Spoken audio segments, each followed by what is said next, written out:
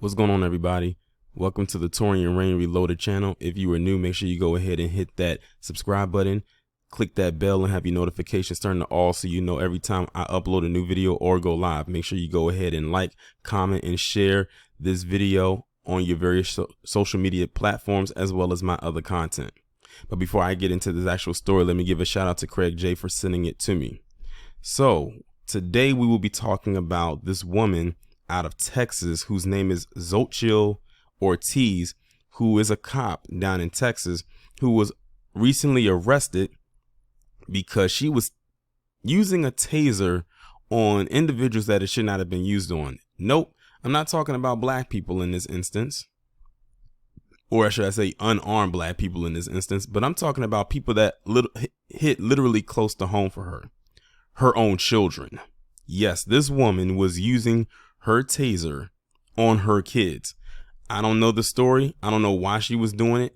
My guess is it's a form of punishment, but there are different and several other ways you can go about doing it other than what she did. A Texas police officer is facing violent felony charges after she was accused of tasing her 3 young children at her Houston area home. Xochitl Ortiz was fired from her job as deputy constable in Harris County following her arrest earlier this week. Ortiz, a 2-year veteran of the force, was hit with 3 counts of bodily injury to a child under 15. According to court documents reviewed by the Daily Beast, Ortiz drive-stunned the children ages 8, 11, and 12 in early April, allegedly shocking the 3 on the hand, shoulder, and buttocks with a department-issued taser belonging to her boyfriend, who worked alongside Ortiz as a Harris County deputy. Drive stunning is described by Axon, the company that manufactures tasers, as pain compliance option. Rather than launching an electrical probe from the device, drive stunning requires the user to physically drive the front of the taser firmly against the body of the subject. Simply touching the taser against the subject is not sufficient, the product page says. The subject is likely to recoil and try to get away from the taser. It is necessary to aggressively drive the front of the taser into the subject for maximum effect.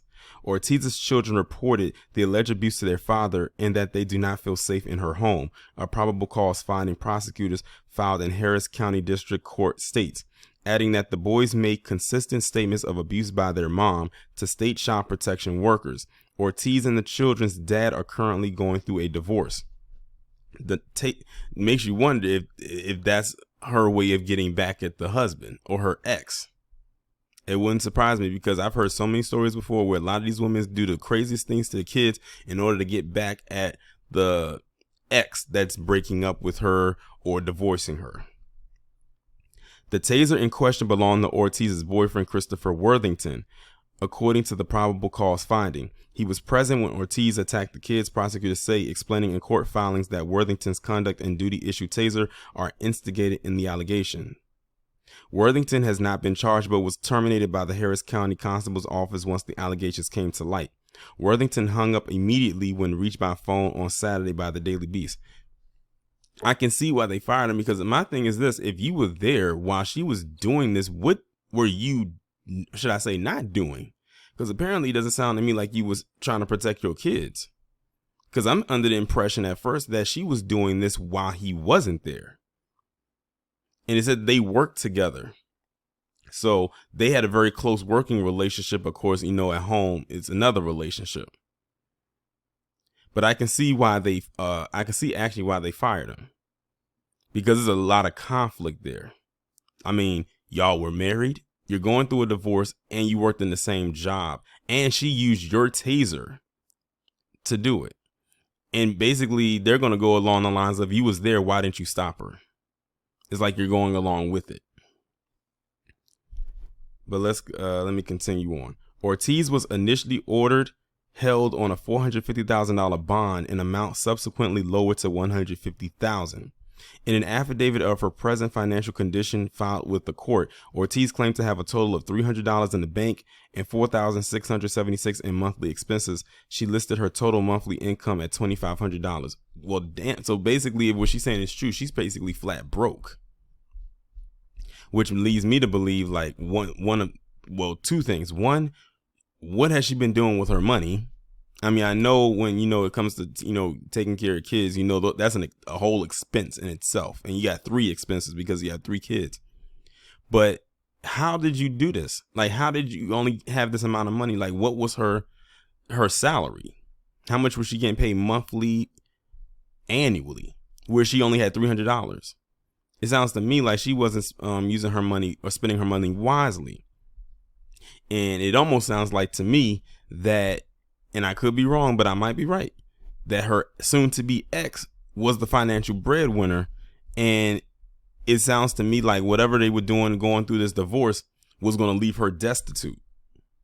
So I'm trying to link things together. I know a lot of stuff is not connecting right now, but I wouldn't be surprised if I'm in the ballpark range of what's going on here. What led up to them, getting a divorce, leading to the abuse of their kids.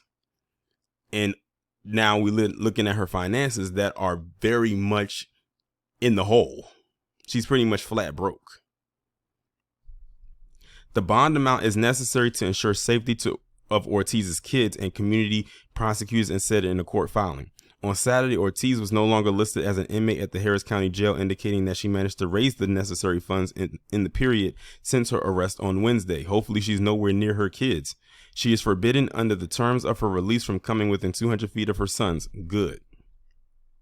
Worthington, which is her soon-to-be ex, or anyone under the age of 17. Judge Brock Thomas ordered. Ortiz is also barred from drinking any alcohol, possessing any firearms or less lethal weapons, even toy guns. So the fact that they said alcohol, are they indicating that she also has a drinking problem too? This woman just got a big ball of chaos going on in her personal life.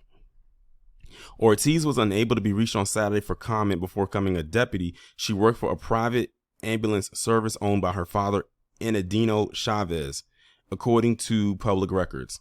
Contacted by phone by the Daily Beast on Saturday, Enadino Chavez, Ortiz's father, declined to comment on the charges, citing advice from Ortiz's lawyer, Russell Allen Newman.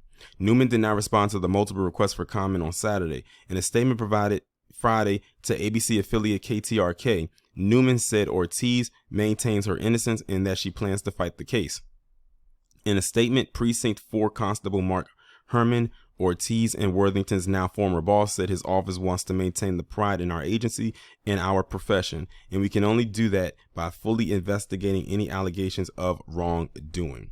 Well, based on what I just read, between the tasing, the divorce she's getting from her soon-to-be ex-husband, and her finances, it sounds to me like she just doesn't have all her ducks in a row. Like, her life really is in order. And one thing I forgot to mention is her age. She is 34 years of age. She is 34. She's 1 year older than me. Depending on when she was born, she's either 1 year or 2. But if she's about to turn 35. But yeah, this woman, like I said, it just sounds to me like she doesn't have her life in order. That finances part really had me shaking my head, because they pulled those from her records. When they pulled her finances, that's what they came back with. They said she only had $300 in the bank. Well, she claimed to have $300 in the bank, with almost $5,000, almost $4,700 in monthly expenses, and her total income of $2,500 monthly from being in the police department. So she's spending more money on monthly expenses than she's bringing in from income.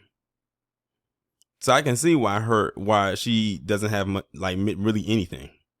So it sounds to me like she was relying solely on, well, partially her income as well as her soon-to-be ex-husband. But I think there was some friction there between the both of them, and her just abusing the kids. That was her, maybe her way of getting back at him for wanting to get out of the marriage.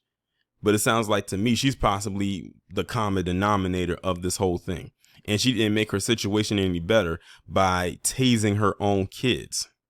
And they said she used the method of pressing the taser against them, not the one where the probes come out, but pressing it against their body. Like she wanted them to feel pain. But that's crazy. Yeah, but let's just put it this way. This woman is not going to be nominated for Mother of the Year. That's for damn sure. And she doesn't need to be anywhere near her kids. She doesn't even need to have her kids back in her possession. Hopefully when this thing goes to trial, and if, goes to trial, hopefully it's a speedy one, that she does serve some time for what she did, because that's child abuse right there. There's a few charges just on that alone. But that's my take on it.